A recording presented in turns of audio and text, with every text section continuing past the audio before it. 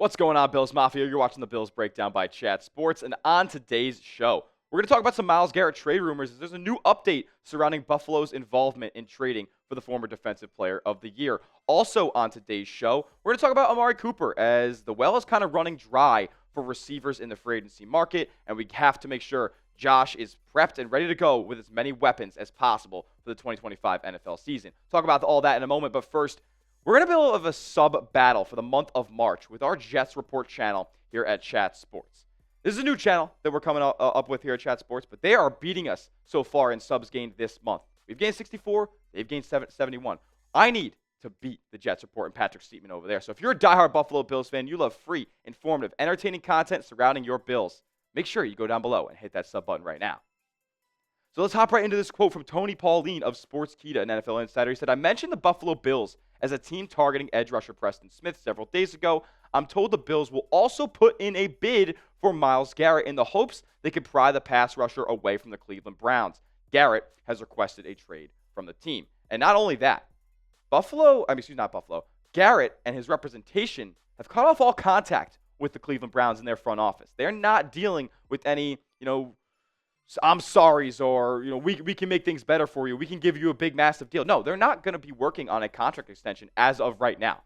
Garrett seems very dead set on his last game with the Cleveland Browns already being in the past and, him moving on to another team to contend as he should be a player wearing some hardware and wearing a Super Bowl ring at some point in his career, given the player that he is. So with that being said, is Buffalo the team that's going to make that happen? I think so, but there's also other suitors out there for Garrett. Dan Graziano of ESPN said this. He said, if the Browns do ever get serious about trading Garrett, and they are not really right now, they're kind of doing their best to sway Garrett's opinion back to wanting to be back in Cleveland. But if they do ever get serious, I'd expect Buffalo and Philly to be the top two most aggressive pursuers.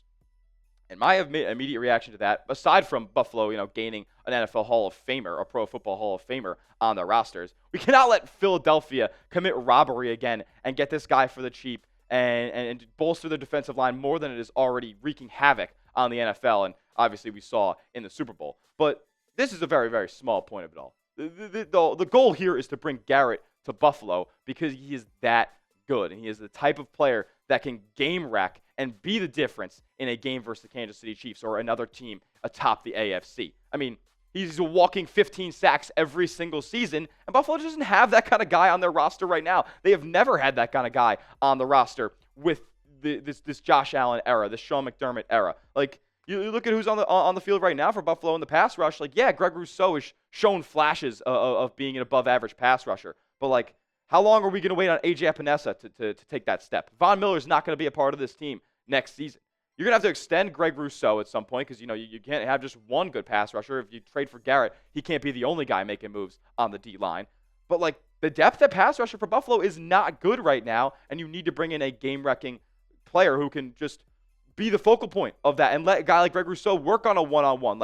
If Rousseau's working on a double team, this Bills team's not going to get to the quarterback whatsoever. They don't have a ton of threats on the outside. He would instantly transform the Buffalo defense if you go out there and trade for Myles Garrett. He gives you a legitimate shot and a spot. The Bills are already going to be in a position where they're, in an AFC championship here, in a deep playoff run here, maybe even making the Super Bowl at one point. Who knows if they'd be able to get to the quarterback against a team like Philly or disrupt them back there. The Kansas City didn't really disrupt things. Jalen Hurts had all the time in the world, and we know how good of an improviser he is. He had all the time in the world to make the plays and the throws that he wanted to make in the Super Bowl this year. Patrick Mahomes against Buffalo had a bunch of time and space to make the plays that he needed to dice up Buffalo's defense. Garrett makes that obsolete. However, if you are going to trade for Myles Garrett, it's going to be a pretty penny. But, don't take obviously $20 million around what this is if you take on his 2025 base salary and any roster bonuses that he will be getting. Obviously, if this is incentivized for Cleveland to trade him before March 14th to get draft picks for this season and to maximize the cap flexibility that they will have if they were to trade Garrett. But keep in mind, $20 million. Sounds like honestly a bargain for a guy like Garrett. But you're also gonna have to give him a new deal. That's kind of the whole reason behind this.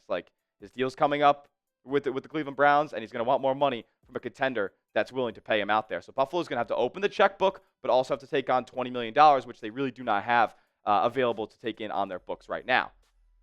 However, what will it take? Like, you can worry about all the financials later. NFL cap flexibility is so crazy where, like, they can restructure here, cut guys there, and they can create the cap space able to trade for Myles Garrett and give him the big contract. We'll worry about that down the line. What's it going to cost in a trade? It's going to cost a lot. It's going to cost 2 first-round picks, this year's and next year's.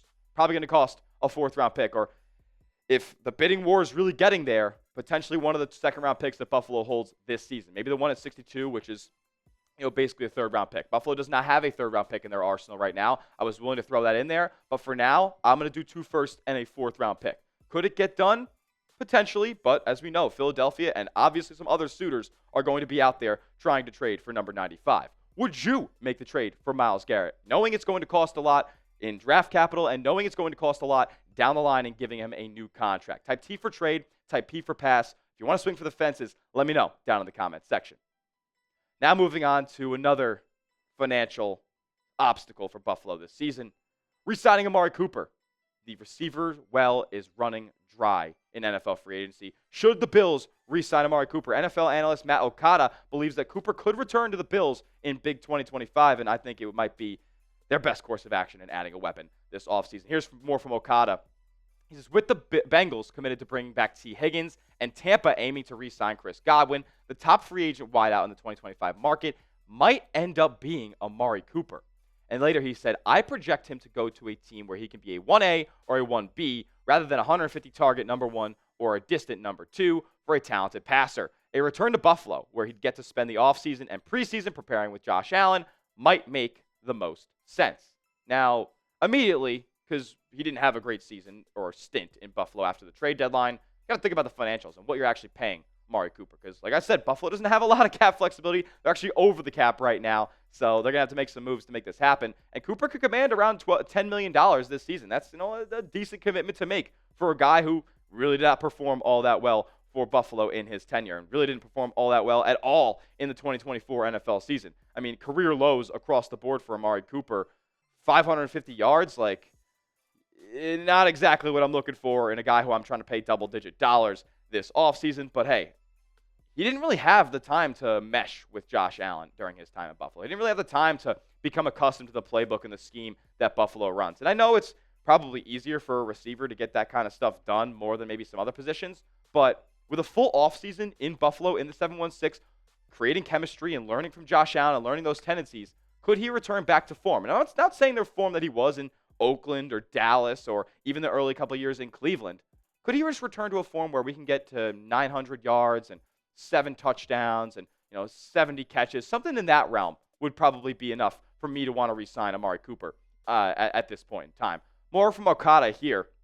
He said, still in 2023, Cooper was a 1,250-yard Pro Bowler while playing with 5 quarterbacks in Cleveland. He's hit 1,000 yards 7 times in his decade-long career and remains a preeminent route runner. In the right situation, Cooper could be a top 10 receiver once again. The tough part will be finding that optimal selling at his roughly $15 million per year price point. I don't know if he'll get $15 million, but I mean, with the receivers that Buffalo has in their group right now, he might be worth it. I'm not super high on Keon Coleman. I know a lot of people are. They took him with high draft capital last year, but I'm not super high on Keon Coleman. Brandon Beane, Sean McDermott, they've both stated that he needs to take a big step in year 2. You just re-signed Khalil Shakir for around that $15 million price point, and with him being a much younger guy and let's be honest, a more productive guy in Buffalo's offense last year. Like, do I want to pay Amari Cooper more than Khalil Shakir? I think that would be disrespectful to Shakir as a whole and send a message that the production on the field isn't going to warrant the money that you really, really deserve. And Curtis Samuel, I don't want to see him out there on the field for Buffalo much longer. Mac Hollins, I'm kind of cool letting him go in free agency. Inconsistent, made some big plays in the postseason, but isn't really the 17-game season guy who I really want running that number 2 for Buffalo. I would like Amari Cooper in that spot.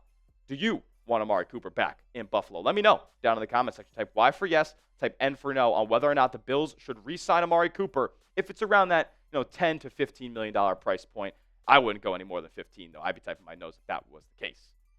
And another thing that Buffalo could wait on in this scenario is if Cooper is commanding big-time money, well, they could wait for the Rams to go out there and release Cooper Kupp, because if a team were to trade for Cooper Kupp, as the Rams want somebody to do right now, they would take on a super high cap hit, and they would take on a lot of money that they really don't need to, because LA's done with Kupp at this point. They don't see a future with him anymore. Buffalo could step in and put themselves in position to go out there and get a guy like Kupp for the low and a cheaper contract.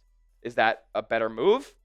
Only time will tell, but with Shakir being a slot guy, I do kind of want Buffalo to have a real better outside receiver that they can go to on the boundary, and Kupp at this point in his career probably isn't that. Maybe it would be a little bit of a clash, but with the skill and the route running and the veteran IQ that he has, I would be willing to entertain a Cooper Kupp entrance to Buffalo. But we'll keep you guys updated, no doubt about it, whether it's Amari Cooper, whether it's another Myles Garrett trade update, whether it's, Cooper Kupp coming to Buffalo. You're going to find all that information right here at the Bills Breakdown. So make sure you are subscribed. Let's beat the Jets report in subs gained in the month of March. YouTube.com/Bills News. Lock us in as your number one spot for Bills news and rumors all year long. Lock us in. We'll see you guys in the next one. And as always, go Bills.